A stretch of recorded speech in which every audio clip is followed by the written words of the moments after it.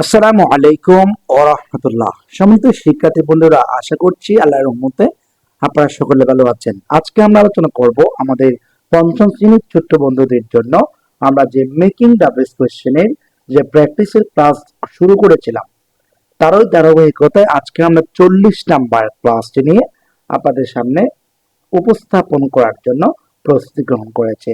Class যদি আপনি ভালো করে বুঝতে চান, অবশ্যই শেষ অবধি পর্যন্ত না টেনে দেখবেন বলে আশা ব্যক্ত করছি। চলুন তাহলে আমরা কথা না বাড়িয়ে আজকে আমরা এখানে যে 5টি বাক্য আমি যোগ করেছি, এই 5টি বাক্য আমরা একেবারে শুরু থেকে শেষ অবধি পর্যন্ত একটি একটি আপনাদেরকে বোঝানোর চেষ্টা করছি। আমি প্রতিটি বাক্যের উত্তরগুলো এখানে যুক্ত করেছি, আপনারা চাইলে এখান থেকে উত্তরগুলো দেখে নিতে পারেন। তবে উত্তর থেকে আপনি কিভাবে বাক্যটা প্র্যাকটিস করেছি সেটা বুঝে নেওয়া খুব বেশি জরুরি।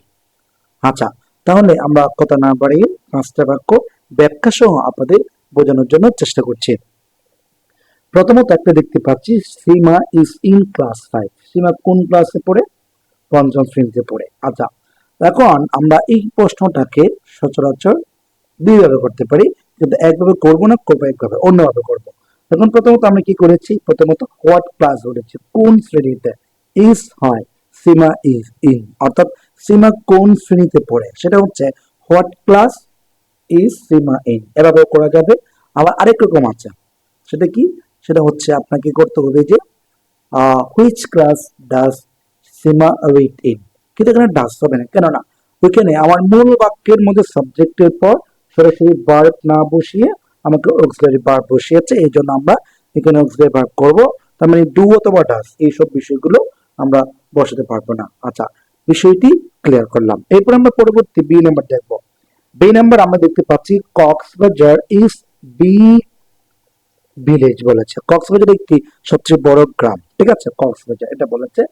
যেহেতু এখন একজন হচ্ছে বিগ ভিলেজ যেহেতু বলেছে, আমাকে এটা প্রশ্ন করার জন্য ভিলেজটি কেমন বা কি পরিমাণ, কেমন। এখন কেমন ইংরেজি বলার জন্য আমাদের একটা শব্দ বসাতে হয়, সেটা হচ্ছে হাউ, ঠিক আছে। তা আমরা এটা বলতে পারি, এখানে বি নাম্বার আমাকে কি দিয়ে প্রশ্ন করেছে? হাউ বলেছে। কেন? যে কক্সবাজারটা কেমন এটা বলেছে। তাহলে এখন কি আছে? হাউ ইজ দ্য কক্সবাজার, ঠিক আছে। এভাবে কক্সবাজার অনেক বড় একটি গ্রাম বা অনেক বড় একটি গ্রাম এটা বলেছে। আচ্ছা, এই জন্য আমরা বলছি হাউ ইজ কক্সবাজার। এরপর আমরা সি নাম্বার দেখবো। সি নাম্বারে বলেছে they live in a big village, তারা একটি বড় গ্রামে বাস করেন। তো এখন যেহেতু একটা জায়গা বা স্থানের নামের নিচে যখন আন্ডারলাইন করবে, সেক্ষেত্রে আমাকে হোয়ার দ্বারা প্রশ্ন করতে হবে। অর্থাৎ এখন আমরা কি করতে পারি, এখানে সি নাম্বারে আমরা হোয়ার দ্বারা প্রশ্ন করব। তারপর এখানে ডু দিয়েছে, এই ডুটা কেন হবে? এই যে সাবজেক্টের পরে বি ওয়ান আছে, লিভ বি ওয়ান, এই জন্য আমরা ডু বসাবো। তারপরে এখানে যে সাবজেক্ট ছিল, এই সাবজেক্টটা আমরা এখানে বসিয়ে দিলাম। তারপরে এখানে যে লিভ আছে, এই লিভটা আমরা এখানে বসালাম। তার মানে কি হলো? Where do they live in, তারা কোথায় বাস করে। এরপরে দেখবো আমরা ডি নাম্বার। ডি নাম্বার দেখতে পাচ্ছি Biju reads magazines in his free time, ঠিক আছে। রিজু ম্যাগাজিন পড়ে কখন? তার অবসর সময়। এখন কখন পড়ে? কখন ইংরেজি হচ্ছে হোয়েন, ঠিক আছে। কখন, কোন সময় বা কখন টাইম সংক্রান্ত বিষয় নিয়ে যদি কখনো আন্ডারলাইন থাকে, সেক্ষেত্রে আমাকে হোয়েন দ্বারা প্রশ্ন করতে হয়। এই যে প্রথমত হোয়েন দিলাম। তারপরে কি করবো? এখানে যে রিডস আছে, বিজু রিডস বলেছে, বারবার সাথে এস যোগ আছে, এই জন্য আমি ডাস বসাবো। তারপর সাবজেক্ট বিজুকে বসাবো, তারপর রিড, তারপর বাকি অংশ বসাই দিলেই আমাদের মেকিং দ্য ডিসকাশন তৈরি হয়ে গেল। এরপরে আমরা দেখব সর্বশেষ যে ই নাম্বার একটি বাক্য রয়েছে। বাক্যটি হচ্ছে আইসক্রিম ইজ আ ডেলিচিয়াস ফুড, ঠিক আছে।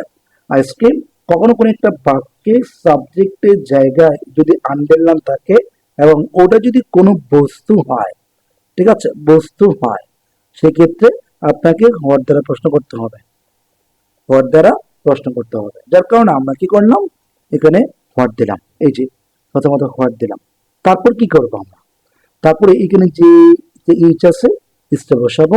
তারপরে ডেলিচিয়াস ফুড যা আছে আমরা তা বসিয়ে দিয়ে বাক্য শেষে একটা প্রশ্নবোধক চিহ্ন দিলে আমাদের মেকিং দ্য ডিসকাশন তৈরি হয়ে যায়। কেননা ইংরেজিতে আমরা জানি কি দুটো শব্দ আছে, একটা হচ্ছে হু আর একটা হচ্ছে হোয়াট, ঠিক আছে।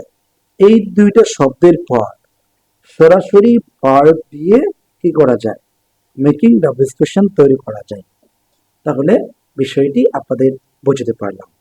এরপরে যদি কারো কোনো বুঝতে প্রবলেম হয় সেটা আমাকে জানাবেন, ইনশাআল্লাহ আপনাদের চেষ্টা করব ভালো করে বুঝিয়ে দেওয়ার জন্য। তো আজকের ক্লাসটি এখানে শেষ করব। সবাই ভালো থাকবেন, সুস্থ থাকবেন। আসসালামু আলাইকুম ওয়া রাহমাতুল্লাহ।